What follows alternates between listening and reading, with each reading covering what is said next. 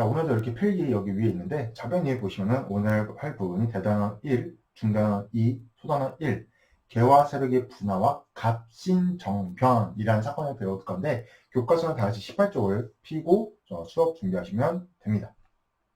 자, 그럼 첫 번째 학습 목표 개와 세력의 분화부터 한번 살펴보도록 하겠습니다. 자, 개와 세력의 분화인데 당시의 분화란 이제 쪼개진다는 거죠. 당시의 개화 세력, 즉 우리나라 조선도 이제 서양처럼 바꾸자라고 했던 이 개화 세력이 나뉘게 됩니다. 이것을 알기 위해서는 당시 시대적 상황을 좀 알아야 되는데요. 전 시간에 이모군란을 당시의 구시군인들이 자기들을 차별해서 이 사람들이 들어와서 못 살겠다 해서 이모군란을 일으켰습니다. 이걸 진압한 나라가 어디였을까요? 네, 맞아요. 바로 청나라였습니다. 당시의 청나라는 이 이모군란을 진압하는 과정 속에 우리나라의 군대를 투입시켜요. 투입시키고 나서 우리나라에 대한 내정 간섭을 더욱더 심화해 나갔습니다. 왜냐하면 당시의 청나라는 원래 전통적으로 조선이라는 나라는 중국에 사대를 했다. 즉 중국을 우국가, 위에 있는 국가로서 우리를 약간 모셨기 때문에 조선에 대한 그 종주권을 뺏긴 것 자체가 약간 조선은 우리 밑에 있는 나라라고 했던 그 종주권을 뺏긴 것 자체가 굉장히 약간 자존심이 상하는 일이었는데 당시에 일본이 강한 우격을 맺고 조선에 대한 간섭이 점점 심해지던 상황이었어요.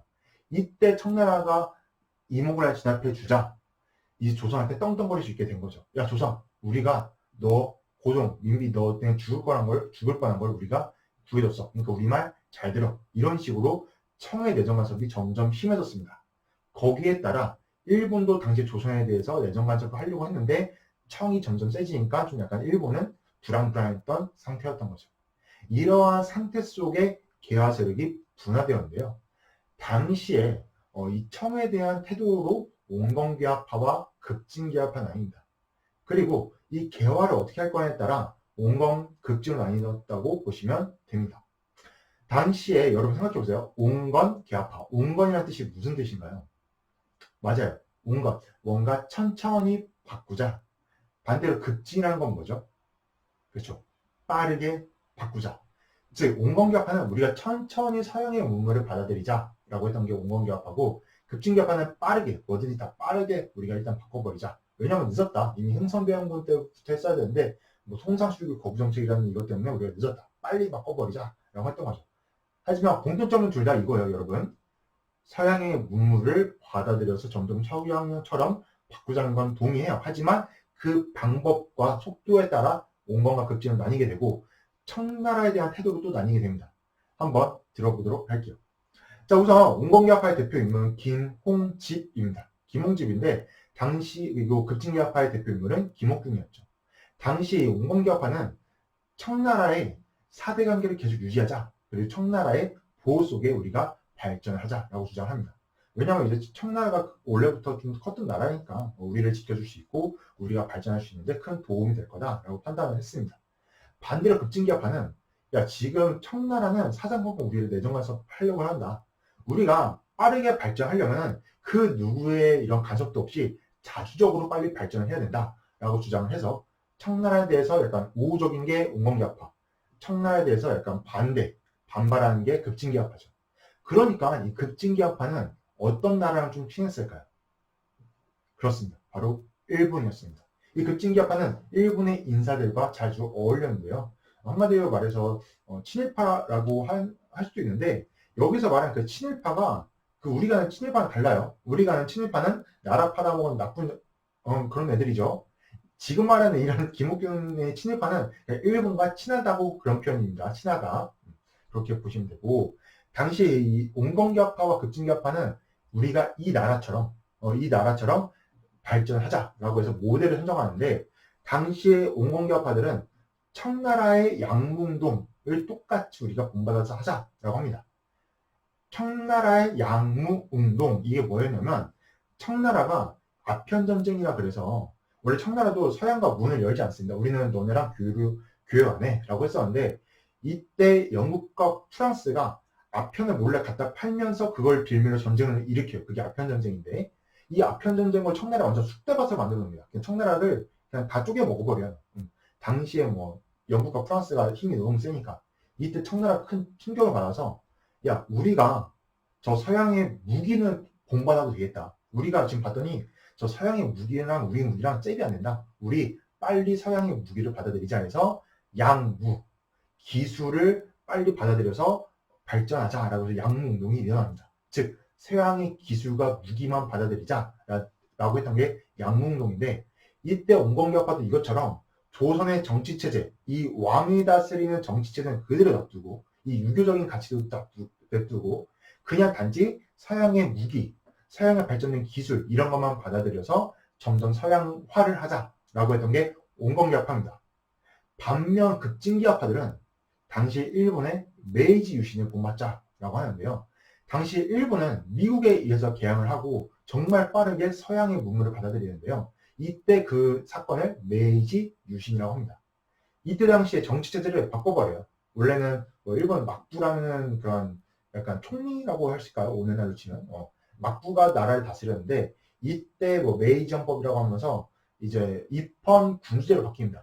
얘들은 약간 왕정 국가에서 입헌 군주제, 헌법이라는 근대적인 그 법 체제를 만듭니다. 그래서 왕보다도 이 법이 위에 있는 이 입헌 군주제 체제를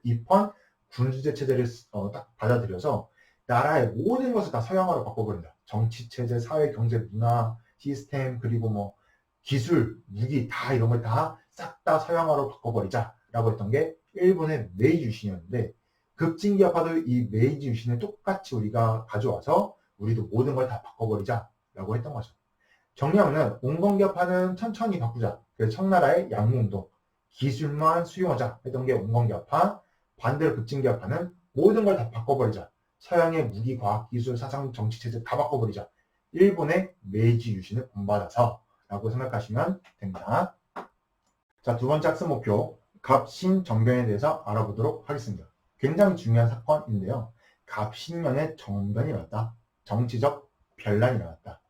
뭐 영어로 말하면 뭐 쿠데타라고 할 수 있는데, 즉 정권을 잡기 위해 이제 나라를 좀 흔들었다라고 보시면 됩니다. 당시에 이걸 일으킨 사람들이 바로 여기 있는 네 분이신데, 왼쪽부터 이제 박영효, 서간범, 서지필, 김옥균이신데 얼굴이 좀 어때 보이나요? 그렇죠. 굉장히 좀 젊어 보이죠? 실제로 젊습니다. 이때 당시 김옥균 선생님의 나이가 34살. 그리고 가장 나이가 어린 사람이 누굴까요?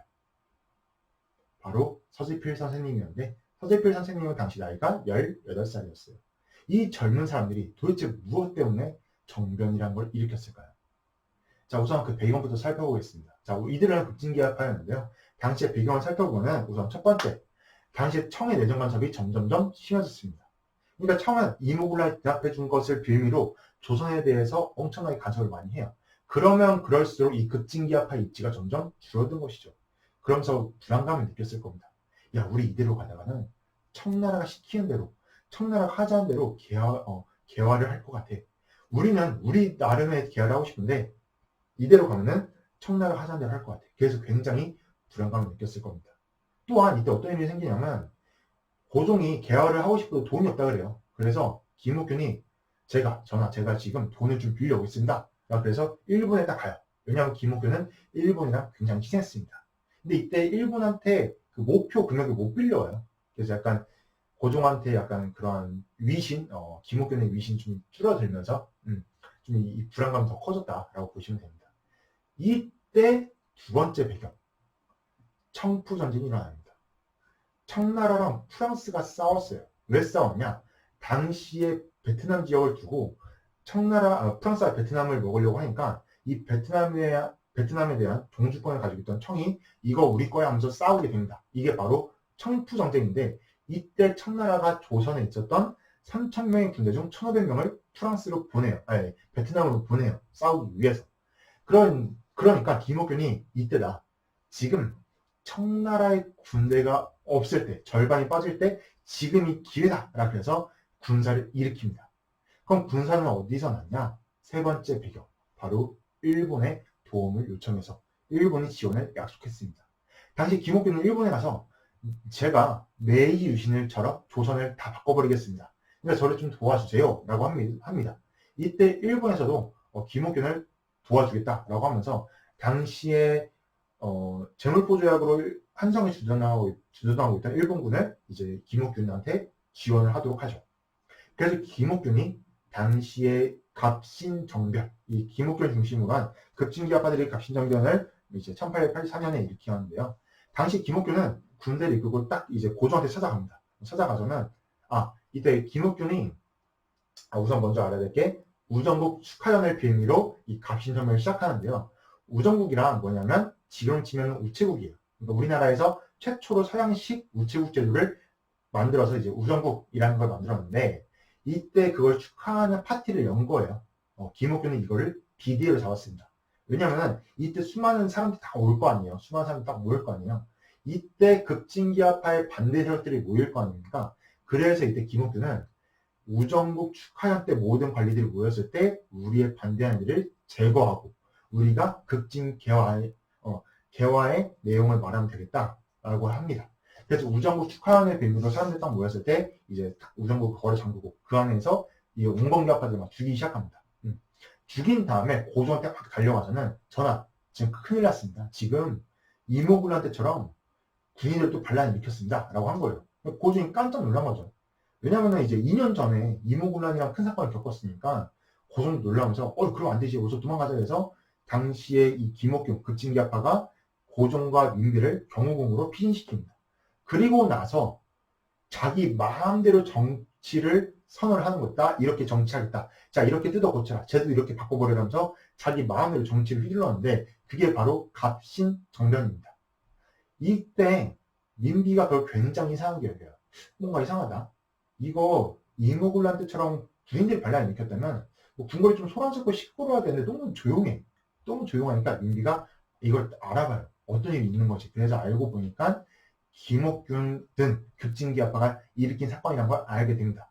그래서 다시 이때 민비가 청나라의 도움을 요청하고 청나라 군대가 3일 만에 다시 돌아와서 3일 만에 우리나라에 남아있던 청나라 군대가 3일 만에 이 급진기아파와 일본군을 무찌른 사건이 갑신정변인데 그래서 보통 3일 천하라 그래요. 딱 3일만 집권을 하거든요. 그래서 막 예능 같은 데서도 이걸 무슨 며칠 천하, 몇 시간 천하라 그래서 약간 쓰기도 하는데 이게 원조입니다. 3일 천하. 김옥균 등 급진기아파가 3일 동안 정권을 잡았다. 그래서 3일 천하다라고 보시면 됩니다. 그런데 여러분 갑신정변 딱 들었을 때 좀 좋은 거 같아요, 나쁜 거 같아요? 잘 모르겠죠. 갑신정변 정말 그래도 선생님 나름대로 이들을 제가 긍정적으로 평가한다면 솔직히 김옥균, 서재필 이런 사람들 진짜 뼈대대로 그 집안 자체 대대로 엄청 잘 나가는 집안의 자제들이었어요. 근데 그들이 우리나라 발전이 되려면 서양처럼 바꿔버려야 돼 라고 해서 목숨을 걸고 이 정변을 일으킬 겁니다. 그 갑신정변 내용을 한번 살펴볼게요. 자, 우선 갑신정변 때 신분제도를 폐지시킵니다. 자, 교과서 19쪽에 보시면은 갑신정변 때 개헌이 있거든요. 이거 선생님이 여기 잘 한번 보세요. 여기 1, 2, 3, 1, 2, 5, 6, 6개의 내용이 남았는데 열심히 여기 하고 있죠. 이거 한번 보시면 됩니다. 첫 번째, 우선 청에 잡혀간 대원군을 돌아오게 하며 종래 청에 대하던 조공의 허례를 폐지한다. 즉 이제 우리는 청에 사대하지 않는다. 우리는 자주국이다. 라고 해서 갑신정변 첫 번째 문항에 넣은 거고 두 번째, 이게 좀 중요해요. 중요합니다. 문벌을 폐지하여 인민평등의 권리를 세우고 능력에 따라 관리를 임명한다. 이거 무슨 말이야? 문벌. 원래 과거 시험은 양반만이 볼 수 있었어요. 양반, 강만이. 근데 문벌을 폐지한다는 것은 과거를 볼 때 그냥 능력만 있으면 누구든지 다 관리가 될 수 있다. 그 뜻입니다. 즉, 사람은 평등하니까 능력에 따라 관리 뽑아라. 즉, 핏줄이 아니라 능력에 따라. 생각해보세요, 여러분. 근데 이게 정말 대단한 게 이 사람들 뼈 대대로 유명하던 양반 집안이에요. 이들이 자기들의 있던 특권을 벗어버린 거나 다름없습니다. 여러분 만약에 언젠가 내가 회사에 취업할 수 있는데 예를 들어 여러분이 청국중이요. 우리 청국중 출신들만 그 시험에 응시할 수 있다라는 메리트가 있어요. 그거를 내려놓을 수 있을까요? 굉장히 어려울 것 같아요. 솔직히 선생님이었어도 나에게 그런 특권이 있다? 돈을 더 벌 수 있고 뭔가 사회적 지위를 올라갈 수 있는 특권인데 그걸 내가 스스로 버려야 된다? 정말 좀 약간 고민이 많을 것 같은데 정말 이 젊은이들, 이 급진기아파들은 우리나라가 발전하려면 능력주의 사회로 가야 돼. 똑똑한 사람이 높은 자리 하는 걸 맞고 똑똑한 사람이 일하는 게 맞아 하면서 자기들의 그런 문벌의 특권 의식을 버렸다는 것 자체가 굉장히 큰 노력이고 어떻게 보면 그런 건 굉장히 좋게 긍정적으로 우리가 평가를 해야죠. 그 다음에 3번 토지와 관련된 조세 제도를 개혁하여 관리의 부담을 받고 국가 재정을 넉넉히 한다. 즉 백성들 삼성의 물량같이 막 백성들 수탈하지 말라. 그래서 조세 제도, 좀 토지를 그러니까 조선시대 세금 제도를 토지 가진 사람, 즉 땅 부자들한테만 좀 걷자. 그러니까 돈을 벌 수 있는 사람들한테는 세금을 좀 걷자라고 보시면 됩니다. 못 사는 백성 뜯어먹지 말자라고 보면 되고, 5번 상반오리 처벌하라. 나쁜 관리 처벌하자. 6번 황국 폐지하라. 이제 그 수령들이 수탈하는 거 못하도록 한 거죠. 이 개혁 내용을 보면 당시에 여기 간단하게 신분제 폐지, 조세제도 개혁만 썼는데 정말 급진적이고 정말 그들의 특권을 버리면서까지도 조선의 발전을 위해 일했던 그들의 개혁안을 살펴볼 수 있었습니다. 자, 그럼 갑신정변의 결과를 살펴보도록 하겠습니다. 우선 결과를 살펴보기 전에 전에 이제 갑신정변은 약간 좀 긍정적인 편이 있었다. 자기의 특권의식을 버리고 나라를 발전시키려고 했다라고 했지만 반대로 약간 부정적인 평가도 있어요. 설명만 하면은 여러분한테 안내만 하면은 당시에 우리나라가 정서적으로 이 나라를 좀 싫어하죠. 일본 식민지가 있었으니까 당시에 이 김옥균 등은 이 일본의 지지를 너무 믿었어요. 일본이 뭐든지 다 해줄 줄 알았는데 당시에 일본은 청나라한테 밀리니까 바로 손절합니다. 그냥 바로 떠나버려요. 그러니까 약간 일본의 그런 도움을 너무 믿었다는 점. 너무 일본만 믿었다. 두 번째 한계점은 당시에 백성들의 지지를 받지 못합니다. 이 갑신정변 자체가. 왜냐면 그 내용은 백성들을 위한 내용일지라도 이 백성들한테 물어보질 않았던 거예요. 이들은 그냥 야 백성들이 이렇게 하면 좋아하겠지? 이거 백성들이 좋아하겠지 해서 우리 정변 일으키자 라고 딱 일으켰더니 백성들은 왜 그걸 왜 하는 거야? 그리고 왜 왕을 왜 가둬넣어? 쟤네 나쁜 놈이네? 막 이런 식으로 백성들의 그런 공감대와 지지를 받지 못합니다. 약간 얘들의 머릿속에 엘리트주의적인 사고가 있었던 거죠. 우리가 이렇게 하면 좋아할 것이다 라고 했던 거죠. 그러니까 이게 항상 문제예요. 상대방에게 너 이래도 괜찮을까? 라고 물어보고 항상 이렇게 일을 진행해야 되는데 어떻게 보면 이들도 그 양반의 그런 가치관에 갇혀 있었던 그런 건지도 모르겠습니다. 그래서 항상 여러분도 나중에 누군가를 만날 때는 그 사람에 대해서 항상 이해와 공감대를 충분히 형성하고 항상 좋은 관계를 유지하길 바랍니다. 자, 그래서 아무튼 뭔 소리가 있어요. 자, 아무튼 그 결과 첫 번째 청나라의 간섭이 더욱더 심해집니다. 이모군란 때도 얘들이 진압했고 이 갑신정변도 청나라 진압을 한 거예요. 그러니까 청나라가 이 어깨가 기고만장한 거죠. 어깨가 이제 막 들썩들썩 하면서 야 반야 조선 야 우리가 너네 이모군란 진압해줬지. 고종 너 갑신정변 때 우리가 구해줬지. 그러니까 이 청나라의 어깨가 막 하면서 이제 우리가 시킨 대로 더해 하면서 이 청의 간섭이 심해졌다라고 보시면 되고, 두 번째는 이 진짜 안타까운데 일본한테 또 배상 또 해줘요. 왜냐면은 이때 갑신정변을 일으켰을 때 일본 군대가 약간 김옥균을 호위해주거든요. 그러니까 이 김옥균 부대를 진압하러 온 게 청나라 군대잖아요. 이때 청나라 군대랑 일본 군대가 싸우게 됩니다. 그러면서 일본 군도 이때 피해를 입어요. 그러니까 일본이 뭐라 하냐면 야 조선 야 너네가 정변 일으켜가지고 너네 때문에 우리 애들 피해봤다. 이거 배상금 내놔라. 그래서 한성조약이라는 걸 맺습니다. 그래서 한성조약에서 일본에게 배상금을 주겠다라고 하고, 마지막이 좀 중요해요. 이거 되게 중요합니다. 텐진조약. 이거 꼭 기억하셔야 돼요. 텐진조약 꼭 기억하셔야 돼요. 꼭. 왜 이거 기억하라 하냐면 당시에 갑신정변 때문에 청나라 군대랑 일본 군대랑 싸웠잖아요. 우리나라에서. 그러니까 어떻게 보면 국가끼리 싸우게 된 거예요. 국가끼리 군대가 붙은 거예요. 그러니까 당시 전쟁이 일어날 것 같으니까 얘들이 뭐라고 하냐면 청나라랑 일본이 당시 텐진조약을 맺는데, 텐진은 지금 중국에 있습니다. 텐진. 이 텐진에 와서 그 조약을 맺었는데 그 내용이 뭐냐? 야, 지금 우리가 조선을 두고 서로 전쟁할 뻔했다. 우리 전쟁하면 안 되지 않냐? 이래가지고 서로 군대를 철수합니다. 우리 철수. 우리 각자 군대, 조선에 있는 모든 군대 다시 일본과 청나라를 보내버려. 철수. 자, 근데 조건이 있었습니다. 뭐냐? 만약에 일본이든 청나라든 조선에 군대를 보내게 되면 무조건 상대방한테 얘기한다. 즉 청나라가 조선에 군대를 보내면 일본한테 얘기를 해야 됩니다. 나 조선한테 군대 보낸다. 일본도 조선에 군대를 보낼 일이 있으면은 청나라한테 자 지금 나 군대 보내겠습니다 하고 얘기를 해야 됩니다.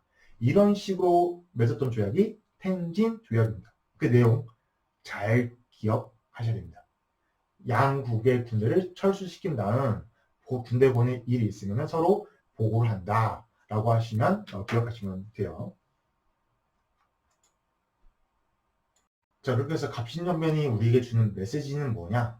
선생님 생각에는 꿈이라고 생각해요. 자, 뭐냐면 당시에 이 젊은 사람들이 우리의 조선의 발전을 위해서는 이렇게 우리가 개혁을 해야 돼.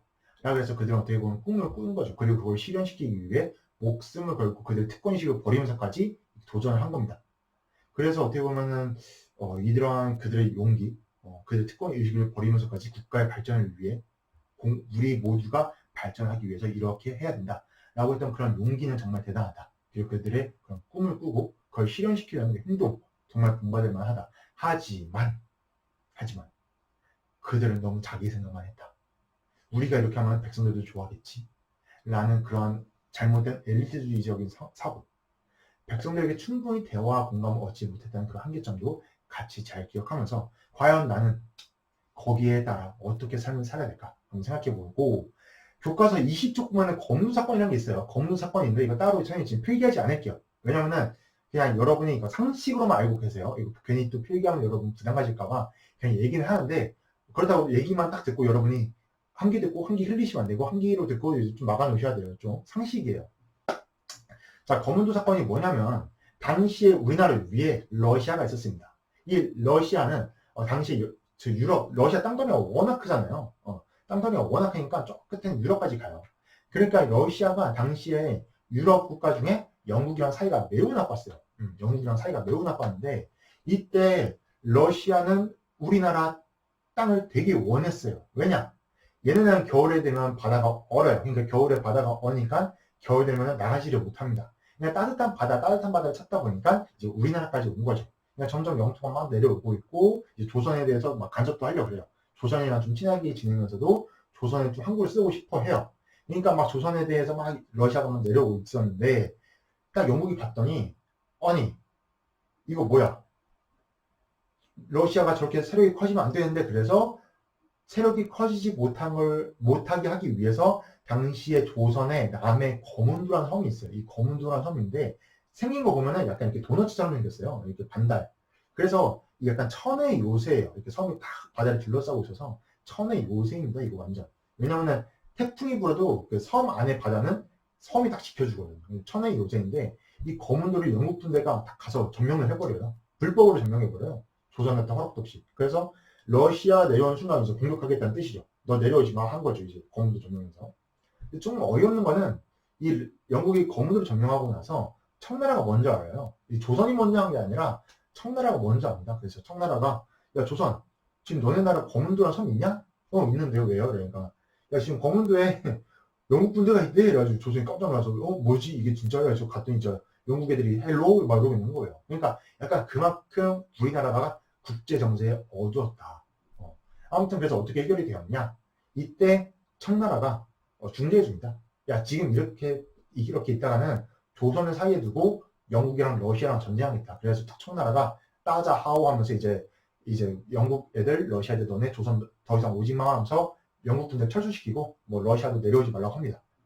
그래가지고 뭐 평화롭게 해결됐다는 게 이 거문도 사건인데 그래서 당시에 독일 영사관 부들러는 막 부들부들 떨면서 조선을 중립화해야 된다라고 주장을 했고 당시에 유일준 같은 인물도 조선을 중립화하자. 그러니까 조선은 어느 나라를 편들대지 말고 중립국으로서 약간 이러한 국제관계에서 중립을 유지하자. 그러니까 조선이라는 나라의 위치가 우리나라의 위치가 좀 약간 동북아시아 끝에 있고 삼면이 바다다 보니까 약간 교통이 유리하잖아요. 그러다 보니까 이런 거문도 사건도 일어나고 약간 청일 간의 그런 갈등도 우리나라에서 일어나고 그런 것 같습니다. 그래서 거문도 사건은 그냥 상식으로 알고 있으면 됩니다.